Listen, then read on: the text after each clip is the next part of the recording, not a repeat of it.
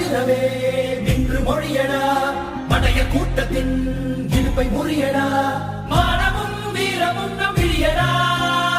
ஏரோட்டும் விவசாயிகள் இல்லையே மானுடம் இல்லடா, எல்லோரும் நாம் தமிழராய் எழுகிறோம் உலகடி சொல்லடா.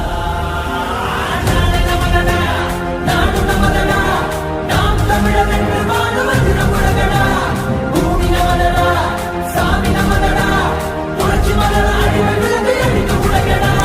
தாய் தமிழ் உறவுகள் அனைவருக்கும் வணக்கம். திருவையாறு 1000 பேர் அப்படிங்கிற ஒரு முன்னெடுப்பில் இந்த நிகழ்வை நம்ம நடத்தி கொண்டு இருக்கிறோம். இந்த நிகழ்விற்கு ரொம்ப குறுகிய நாளில் திட்டமிட்டோம். நம்மளால் முடிஞ்சதை செய்யும். இன்னும் வந்துக்கிட்டு இருக்கிறாங்க. அதனால் எனக்கு தெரிஞ்சு இந்த கூட்டம் முடிவதற்குள் இந்த அரங்கம் நிறைந்து விடும் நினைக்கிறோம், நம்புவோம். குறிப்பாக இந்த கலந்தாய்வு, இந்த ஒரு நேர்முக சந்திப்பு அப்படிங்கிறது நமக்கு எதற்கு அவசியப்படுதுன்னா, அடுத்து ஒரு முக்கியமான வேலையை நம்ம செய்ய இருக்கிறோம்.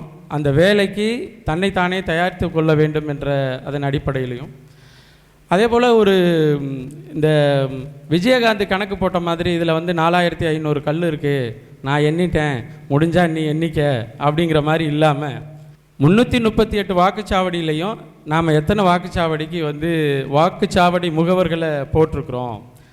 நம்மளுடைய திட்டமே என்னன்னா 330 ஒரு வாக்குச்சாவடிக்கு 3 பேர், மொத்தம் 990 1000 பேருக்கான சந்திப்பு அப்படின்னு தான் நம்ம திட்டமிட்டோம்.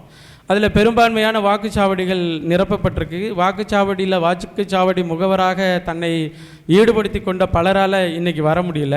அதெல்லாம் நம்மளுக்கு தொலைபேசியில் சொன்னாங்க. இப்போது இந்த கூட்டத்தை நம்ம தொடர்ந்து நடத்துவோம். முடிக்கிறதுக்குள்ளே ஆட்கள் வந்துடுவாங்க. இப்போ இந்த தேர்தலை நம்ம எப்படி அணுகணும், நமக்கு இருக்கிற சிக்கல் என்ன, அப்படிங்க தேர்தலை நம்ம இந்த முறை இத்தனை முறை அணுகின மாதிரி இந்த முறை அணுகக்கூடாது, இந்த முறை நம்ம எப்படி அணுக போகிறோம் என்பது குறித்தெல்லாம் தான் நம்ம பேச போகிறோம்.